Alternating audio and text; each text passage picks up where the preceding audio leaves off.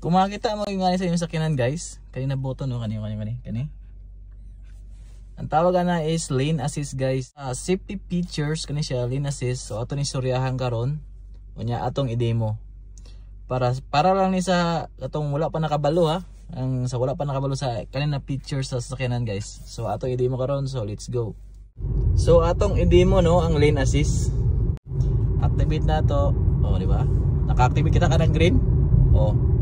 Wala siyang pasabotan, na-activate na siya nya. Bisan pag nakuhawiran ng manubila, muliko na siya giyaha guys na iyang sundo ng kanang dala anang badlit sa dalan.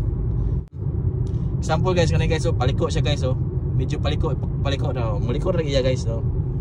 No, muliko na manubila giyaha. Muna siya ang lane assist.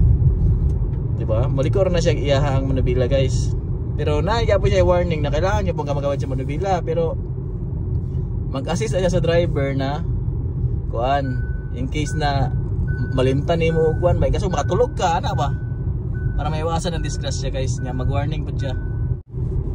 Pero dani paliko ang kuan, paliko ang dalan muliko ra nagiya siya ray mo liko iya. Pero kung mo signal po ka guys, ma-deactivate po tong lead assist kay naka-signal man ka, signal light man ka, mukuan man ka, muliko. Iya tong deactivate.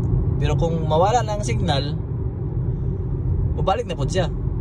Kung wala mo gabip, mara siya para makadong ang driver na wala na kakabit sa manubila para warning po sa iya na kuan ba, warning po na mura kung nakatulog ka di makamata ka kay di ba naga-warning. So mo to siya no, unta nakabalo mo unsay purpose atong lane assist. So at least na may idea sa katong wala pa nakabalo, okay? So mo to siya, bye-bye.